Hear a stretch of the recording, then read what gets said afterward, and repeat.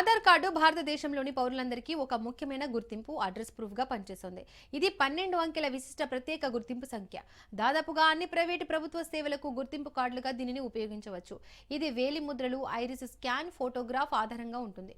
ముఖ్యంగా ప్రభుత్వాలు అందించే సంక్షేమ పథకాలు, సబ్సిడీలు, పింఛన్లు పొందాలంటే ఇది తప్పనిసరి. బ్యాంక్ అకౌంట్ తెరవాలన్నా, పాన్ కార్డుకు అప్లై చేసుకోవాలన్నా, ఇతర ఆర్థిక సేవలకు కూడా ఆధార్ నంబర్ అనేది తప్పనిసరిగా ఉంటుంది. కానీ ఇలాంటి ఆధార్ కార్డుల దుర్వినియోగాన్ని అడ్డుకునేందుకు కేంద్ర విశిష్ట గుర్తింపు ప్రాధికార సంస్థ కీలక చర్యలు తీసుకుంటోంది.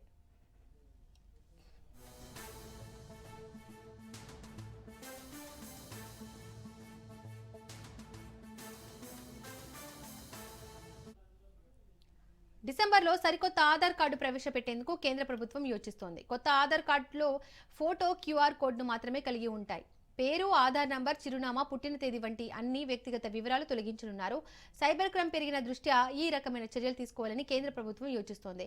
క్యూఆర్ కోడ్ ఎన్క్రిప్టెడ్ రూపంలో అవసరమైన అన్ని సమాచారాన్ని కలిగి ఉంటుంది. దీనిని అధికారిక ధృవీకరణ పద్ధతుల ద్వారా మాత్రమే యాక్సెస్ చేసే వీలుంటుంది. ముఖ్యంగా హోటళ్లు, కార్యాలయాలు, ఈవెంట్ నిర్వాహకుల కార్డు యొక్క ఫోటో కాపీలను తీసుకొని నిల్వ చేసే పరిస్థితుల్లో గోప్యతను పెంచడం, ఆధార్ డేటా దుర్వినియోగాన్ని నిరోధించడం వంటి కారణాలతోనే కొత్త ఆధార్ కార్డును రూపకల్పన చేయాలని కేంద్ర ప్రభుత్వం నిర్ణయించింది.